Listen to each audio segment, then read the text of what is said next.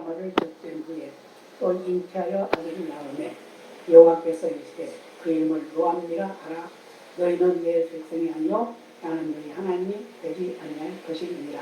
그러나 이스라엘 자손의 수가 바닷가의 모래같이 되어서 측량할 수도 없고 셀 수도 없을 것이며 전에 저희에게 이르기를 너희는 내 백성이 아니라 하는 그곳에서 저에게 이르기를 너희는 사신 하나님의 자녀라 할 것이라. 이에 유다 자손과 이스라엘 자손이 함께 모여 한 두목을 세우고 그 땅에서부터 올라오리니 이스라엘이 많이 클 것이니로다. 아멘. 할렐루야. 인사 한번 하셨습니다. 잘 만났습니다. 사랑과 축복하니 행복합니다. 많이 행복하시기 바랍니다. 네, 하나님의 은혜가 아니면 우리가 살아갈 수 없죠. 안 믿는 사람들은 그러죠. 우리는 예수 안 믿어도 살만 살아가려 그러겠죠. 하지만 그들의 사는 방법과 우리의 사는 방법은 다르죠. 자, 오늘 본문을 통해서 하나님의 자비하신 사랑, 그 약속을 한번 생각해 보도록 하겠습니다. 같이 볼까요? 일시적으로나 이스라엘이 버림받은 것이 호세아가 음란한 아내에게서 낳은 다른 아이의 이름으로서 예시되었습니다. 뭐라고 했어요? 고멜이 로루아마를 젖된 후에 또 잉태하여 아들을 낳으매. 혹자는 이 여인이 다른 아들을 낳은 것은 곧 백성이 그들의 악행을 고집하는 것을 의미하는 것으로 이해하기도 합니다. 욕심은 여전히 잉태하여 죄를 낳습니다. 욕심이 잉태하여 죄를 낳고 죄가 장성하는데 뭐가 된다? 사망을 낳는다. 그러죠? 욕심이 문제, 사람은. 근데 하나님은 이런 이스라엘 백성들을 그래도 사랑한다. 그래서 사랑하면서 그 사랑하는 그 백성들을 다시 한번 기회를 주기 위해서 호세아를 시켜서 음란한 아내를 취하게 하고 그 음란한 아내를 통해서 자녀를 낳게 하고 또 그 자녀의 이름을 또 그렇게 불러주죠. 그 자녀의 이름을 짓게 하죠. 그 노루하마, 노암미, 그 아이에게 이름이 주어졌습니다. 그 이름은 노암미라 하라. 즉, 내 백성이 아니라는 뜻이다. 그들은 하나님이 더 이상 그들에게 긍휼을 베푸지 않을 것이라는 말을 듣고도 상관치 않고 자기들은 하나님의 백성이므로 하나님께서는 자기들에게 자비를 베푸지 않을 수 없다고 하는 자만심으로 가득 차 있었습니다. 그러므로 하나님께서는 그들에게서 기둥을 뽑아버리시고 그들과의 모든 관계를 끊으십니다. 하나님은 참 어떤 면에서 보면 우리 인간적으로 생각하면 굉장히 참 무서운 분이에요. 그죠? 하나님 좋은 분이라고 했는데 하나님 이렇게까지 하실까?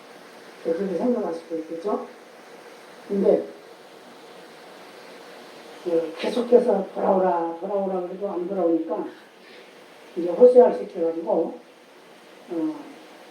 음란한 아내를 취하려고 그 음란한 아내가 누구예요? 이스라엘 백성들이 많은 거예요. 그 음란한 아내가 아이를 낳았으니까 어때요? 그 아이들은 또 더 죄를 많이 지은 그런 이름으로 태어나게 되는 거죠. 그래서 뭐라고 했어요? 내 백성이 아니다. 그 아이를 낳은 그걸 내 백성이 아니다 라고 이렇게 말씀하셨단 말이에요. 그래서 다시는 내가 긍휼을 베풀어 주지 않을 거야. 이렇게까지 말씀하셨어요. 그러면서 뽑아버릴 거야. 이렇게까지 말씀하셨어요. 그러면서 하나님이 관계를 끊어버리겠다 라고 이렇게 말씀을 합니다. 그런데 자, 같이 볼까요? 너희는 내 백성이 아니요 나는 너희 하나님이 되지 아니할 것이니라. 그들이 아수르 나라로 완전히 붙들려갔을 때 이 예언은 이스라엘에 성취되었습니다. 그들은 더 이상 하나님의 백성이 아니었습니다. 두 지파가 포로 되었을 때처럼 하나님께서는 그들에게 어떤 선지자도 보내지 않으셨고 아무 약속도 하지 않으셨습니다. 너희는 내 백성이 아니다. 그리고 나는 너희 하나님이 아니야. 이렇게 말씀하신 거죠. 그러면서 아수라 나라를 붙여가지고 그 나라를 점령하는 거예요. 그리고 많은 포로들을 잡아가게 합니다. 잡아가게 했어요. 근데 그것이 바로 로암이라고 하는 그 이름 속에 들어있다는 거예요. 너희는 이제 나의 백성이 아니야. 하나님의 백성이 아니야. 나는 너희 하나님이 아니야. 이렇게 말씀했다는 거예요. 그런데 하나님께서는 어떻게 할까요? 멸망 후에 때가 차면 회복되리라는 것이 예언되어졌습니다. 전과 같이 그 진노 중에 자기가 기억되었습니다. 버림받는 것이 전체가 될 수 없듯이 마지막이 될 수도 없습니다. 1장 10절 11절 같이 볼까요? 그러나 이스라엘 자손의 수가 바닷가의 모래같이 되어서 청량할 수도 없고 셀 수도 없을 것이며 전에 저희에게 이르기를 너희는 내 백성이 아니라 한 그곳에서 저희에게 이르기를 너희는 사신 하나님의 자녀라 할 것이라. 그래서 금방은 징계하시고 나서 뭐라고 그래요? 다시 약속을 하죠. 또 무슨 의미일까요? 내가 돌아오면 그 말이에요. 내가 돌아오면 이렇게 해주겠다. 내가 너희를 다시 버리지 않고 너희가 같이 있겠다. 그 말이죠. 너희가 내 백성이라고 아니라고 했지만 그곳에서 내가 내 백성을 삼겠다. 그러니까 하나님은 한번 선택된 백성은 절대로 버리지 않아요. 그러니까 버리지 않으니까 어떻게 해요? 징계를 하는 거죠. 매를 때려. 매를 때려서 계속 맞춰. 처음에는 해초를 때리지만 나중에는 몽둥이를 때려.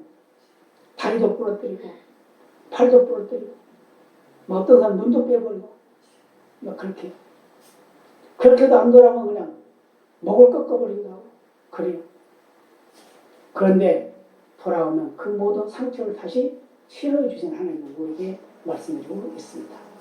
자, 11절 볼까요? 이에 유다 자손과 이스라엘 자손이 함께 모여 한 토목을 세우고 그 땅에서부터 올라오리니 이스라엘의 날이 클 것이니로다. 자, 이스라엘은 무슨 뜻이라고 했어요? 이스라엘 흩어버린다 그 말이죠. 흩어버린다. 근데 이스라엘은 하나님이 함께 하신다 그런 말이잖아요. 그러니까 그 이스라엘은 그 흩어버린 그 하나님이 이제 다시 모아주시겠다는 거예요. 다시 모아주시겠다. 자, 볼까요? 혹자는 바벨론 포로에서 유대인이 귀환함으로 이 약속이 성취되었다고 생각합니다. 그래서 이제 보는 사람에 따라서 또 생각하는 사람에 따라서 다르죠. 자, 그때 10지파 중 많은 사람들이 스스로 유다 지파에 연합하였으며 포로로 흩어져 있었던 여러 나라에서 자기 고국으로 돌아와 스룹바벨을 그들의 우두머리로 정하고 한 민족으로 결합하게 되었습니다. 이렇게 이제 다시 회복의 은혜를 누리게 됐음을 말씀해주고 있어요. 자, 근데 그것은 하나님이 아직 완성한 건 아니지만 그렇게 하시겠다는 약속이에요. 자, 볼까요?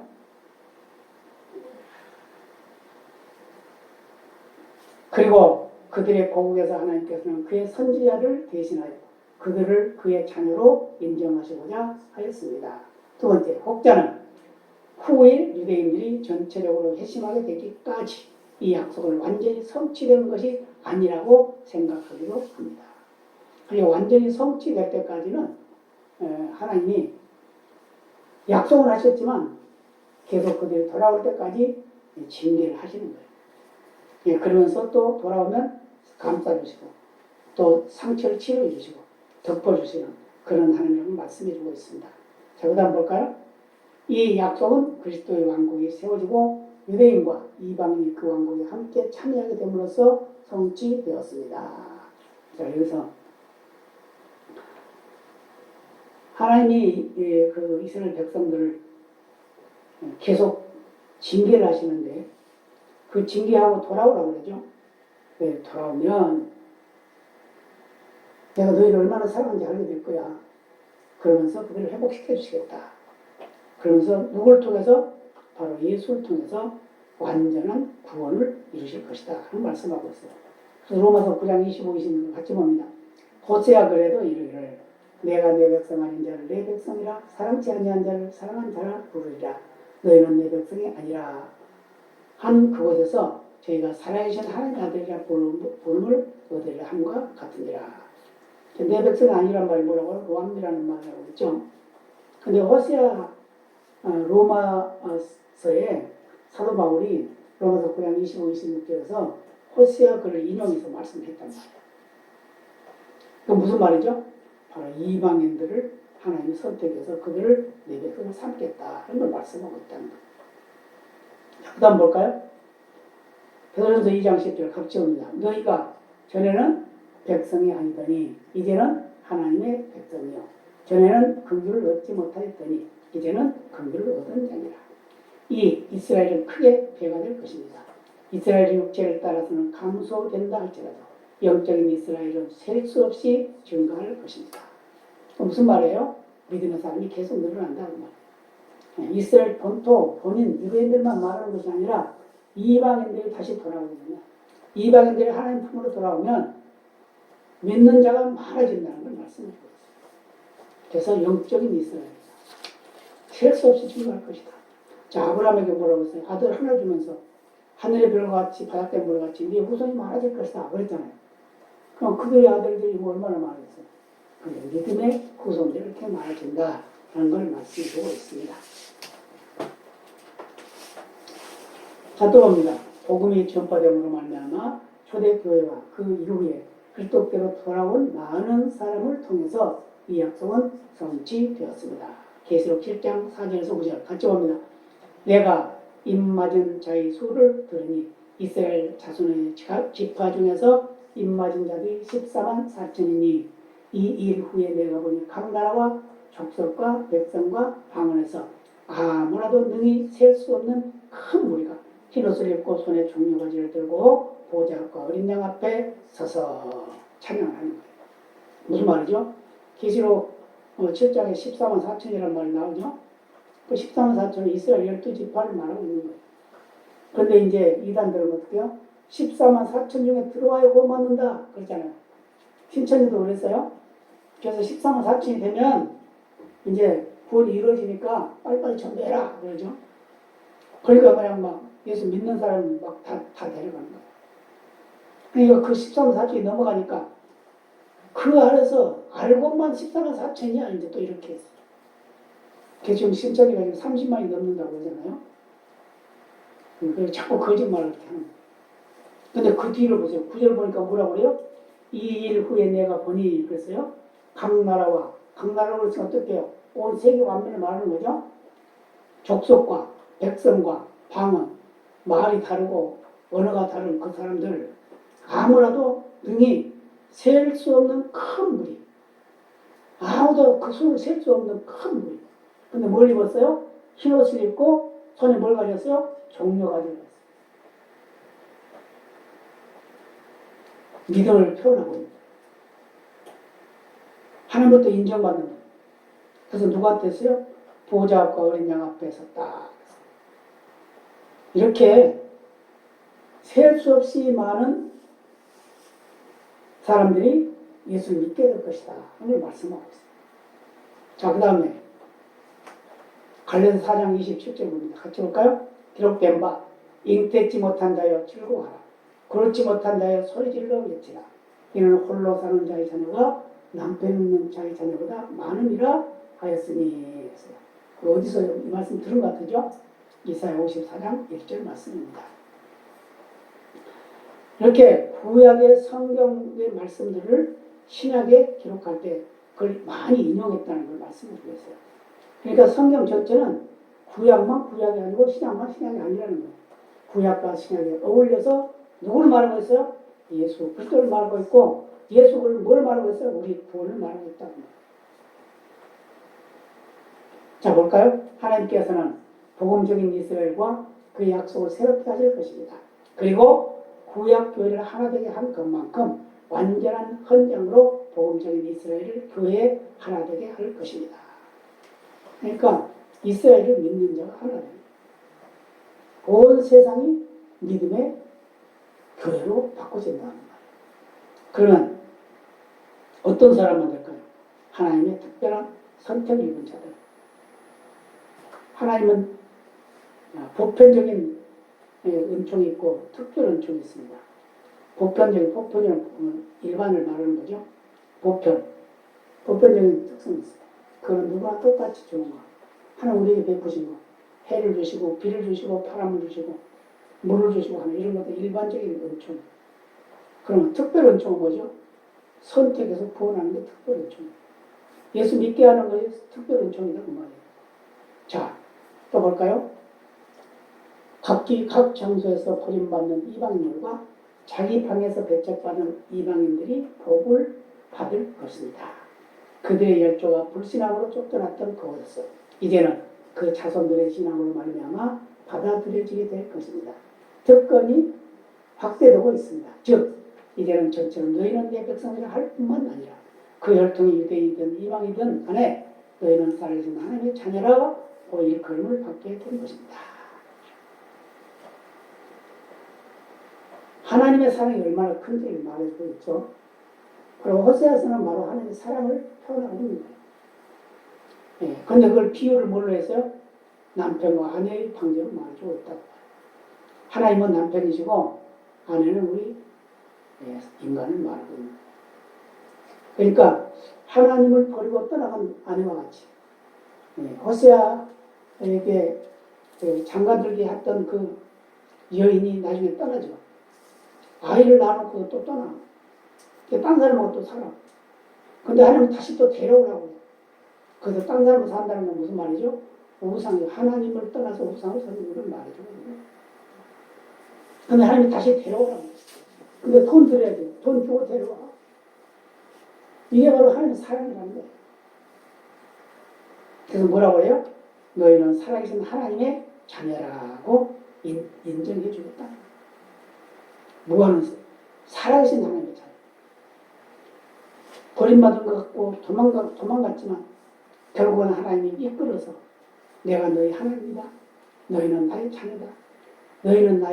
나는 너희의 아버지이고 너희는 나의 한 가족이다. 이렇게 말해준다는 거예요.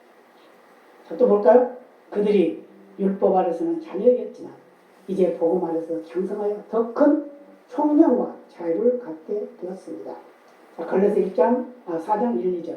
내가 또 말하니 유업을 이길 자가 모든 것이 주인이나 어렸을 동안은 종과 다름이 없어서 그 아버지의 정한 때까지 후계님과 청지기 아래 있나니 산자의 아들됨이 인정될 것입니다. 너희는 사실 하나님의 자녀이다 라고 하였습니다.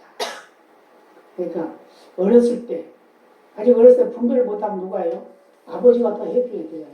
근데 아버지가 너무 바빠 못하니까 누굴 해요? 다른 사람 선생을 세워줍니다. 그것이 뭐냐? 그게 바로 성경적으로 말하면 율법이다 보면 하나님 말씀이다. 그 말씀이 구약 시대의 그 구약의 성경들이 뭘 말하냐? 바로 선생. 예수 그리스도까지 만나게 하는 그 선생, 그것까지 이끌어온 선생, 그게 이제 율법이에요. 그리고 이제 예수 만나게 되면 그때는 율법이 필요가 없어요. 율법이 그 중요한 것이 되질 않아. 그래서 이제 삶의 영역에서 필요한 것이 되죠. 우리가 대한민국 국민이라고 그러면 어떻게 해요? 처음에 태어날 때는, 어렸을 때는 아무것도 모르죠. 그리고 어떻게 돼요? 법을 지킬 수도 있고 안 지킬 수도 있고 모르니까. 그렇지만 이제 자라가서 지각이 이제 생기게 되면 어떻게 해요? 지켜야 된다. 지키는 거예요. 우리의 믿음도 마찬가지. 어렸을 때는 하나님이 어린아이 같이 대해주지만 자라고 나면 그때는 어른으로 대해주는 그런 의무가 있다는 거예요. 의무. 이제는 하나님의 말씀을 지켜야 된다. 그 말. 어린아이일 때는 안 지켜도 생각 안 하죠. 그러니까 어린아이가 뭐 잘못해도 뭐라고 해요. 그래도 그냥 웃어주고 그러잖아요. 근데 이제 완전히 자라게 되면 어떻게 해요? 이제 네가 알아서 해. 이렇게 나오죠. 자, 또 봅니다. 그들이 오랫동안 하나님 오염의 징표를 받았던 바로 그 장소에서 하나님은 종의 징표로 존귀함을 얻게 되었을 때 그것은 더욱 그들을 존귀케 해주었을 것입니다. 사이가 나빴던 자들이 서로 기쁘게 돌아올 것입니다. 호세아 1장 15절. 이에 유다 자손과 이스라엘 자손이 함께 모여 한 우두머리를 세우고 그 땅에서부터 올라오니 이스라엘의 날이 클 것입니다. 이제 흩어졌던 백성들이 다시 모여져서 이스라엘 참된 믿음의 사람이 되는 겁니다. 그래서 우두머리 세운 데서 우두머리가 뭐겠어요? 결국은 바로 예수님이겠죠. 이게 이제 복음으로 가게 되면 이제 이렇게 예수님이 주인이 되는 거예요. 그래서 또 볼까요? 이에 유다 자손과 이스라엘 자손이 함께 모여 유다와 이스라엘의 결합은 단지 세상에 세워질 그리스도의 왕국이 그렇죠? 복된 결과에 대한 신뢰 또는 한 표본으로서 언급되어졌습니다. 결국은 예수 그리스도가 주인공이 된다는 걸 말씀해 주었어요. 예수 그리스도. 바로 우리에게서는 우리 믿음의 사람들에게는 예수가 빠지면 아무 소용없어요. 아무 소용없어. 구약성경에 보면 이거 말씀을 그 말씀을 따라 지키는 자는 그 말씀으로 살리라고 그러죠. 그러니까 말씀대로 사는 사람이 어디 있어요? 완벽하게 지켜야 산다는 말이에요. 그러면 그 말씀을 그래서 이스라엘 백성이 그러겠죠. 할례 받아야 구원받는다. 또 뭐 안식을 지켜야 구원받는다. 안식일 그 성경도 그러죠. 여러 가지 그 어떤 자기들이 만든 법을 가지고 그거 가지고 구원받는다.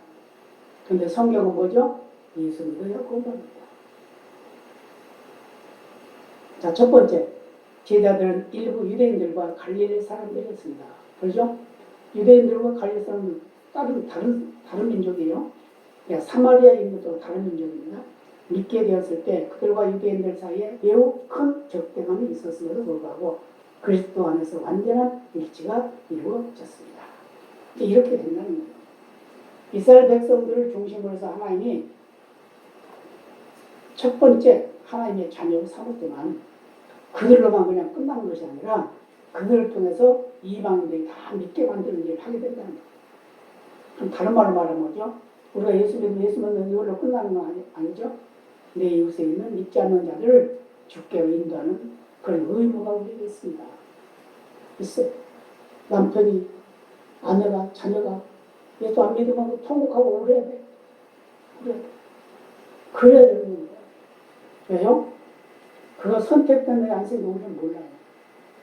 선택됐다고 그러면 죽을 때까지라도 믿을 것이고 죽기 전이라도 선택되지 않았다고 그러면 죽고 나서도 안 믿을 거라고. 죽고 나서 믿을 수도 없지만 그렇다고 말. 그렇기 때문에 우리는 해야 할 게 뭐예요? 조금 전하는 거예요. 자꾸 권면하고 강권해요. 그랬을 때 역사가 나타나는 거예요. 자, 사도행전 8장 14절 한번 볼까요? 예루살렘에 있는 사도들이 사마리아도 하나님 말씀을 받았다는 듣고 베드로와 요한을 보내매 그리스도의 죽으심으로 말미암아 의식법이 벽이 허리였습니다. 자, 예루살렘에 있는 사도들 무슨 말이죠? 사도들이 복음을 전하러 갔어요. 근데 예루살렘 교회는 다들 큰 부흥이 일어나서 난리가 났죠. 근데 사도들이 밖에 나가서 사마리아에도 복음을 전하고 이제 이랬단 말이에요. 그러니까 거기 사마리아에 복음을 전하는 그 복음을 전해서 그들이 믿게 되니까 그걸 가지고 아이고 저것들은 아니야 이렇게 생각했다는 거예요. 그랬는데 베드로와 요한을 보여서 확인시키는 겁니다. 정말 그들이 성령 받았느냐? 정말 그들이 예수 믿었느냐? 그걸 확인하러 보냈다는 거예요. 그래서 결국은 그들이 하나가 되는 거예요. 그래서 교회의 일원이 되는 거예요. 그래서 오히려 예루살렘 교회가 더 큰 교회로 성장하는 그런 일들이 일어나는 역사가 나타나는 것이 바로 그 선교의 역사입니다. 자, 에베소 2장 14, 16절을 보라. 예수 그리스도는 하나님의 모든 영적 이스라엘의 구심점이 되실 것입니다. 그리스도를 믿는다는 것은 그를 우리의 머리로 정하는 삶을 말씀합니다. 예수 믿는 것이 뭐냐? 예수님이 내 머리다 이렇게 생각이 된다는 거예요. 그런 삶이 돼야 된다는 거예요. 그럼 뭐죠? 예수님이 지시하는 대로 살아야 된다는 거예요. 내 생각대로 사는 것이 아니다. 오늘 예배를 얼마나 중요시 생각합니다. 지금 예배 못 드리잖아요. 다음에 이제 예배 못 드리면 또 뭐, 이제 12일부터 이제 또 그러겠지. 2주간 이제 또 지냈으니까 또 와서. 너만 아니라 너만 해도 또. 뭐, 기대는 예배만 드려. 왜 그렇게 하냐고. 그러잖아요? 민노총 한꺼번에 8,000명씩 모여서 난리 쳐서도, 내가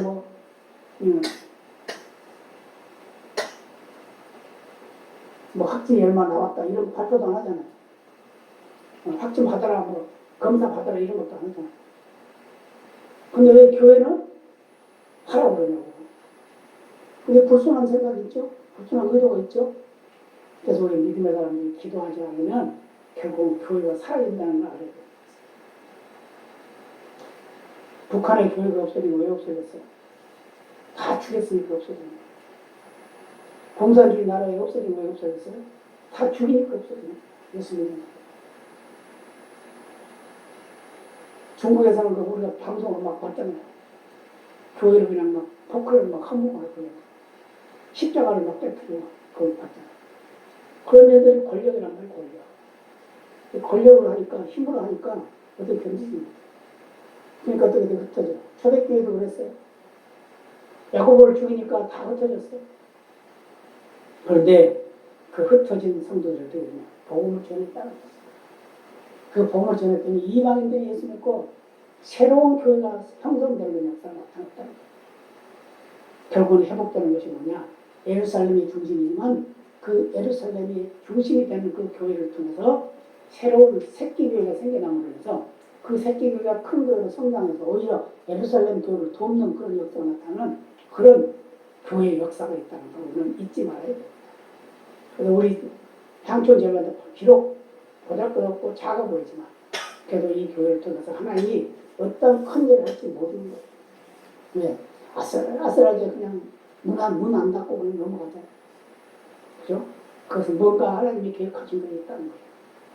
이럴 때 우리가 정신 차리지 않고 우리가 소홀하게 생각하고 그러면 문 닫을 수밖에 없어요. 자, 봅니다. 즉 하나님의 정하심에 동의하는 일입니다. 기꺼이 우리 자신을 그의 인도하심과 지배하심을 맡기는 것입니다. 그리스도를 자기들의 머리로 삼는 모든 선한 그리스도인들, 비록 그 수가 많다 하더라도 그분 안에서 하나이며 또 서로 하나가 되는 것입니다. 그들은 그리스도를 그들의 머리로 정한 후에 그 땅에서부터 올라올 것입니다. 모든 곳에서 온갖 사람들이 올라올 것입니다. 예수님이 교회의 머리가 되시고 예수님을 통한 연결된 지체들이 수없이 온 세계에 뻗어나갈 것을 말씀해주고 있습니다.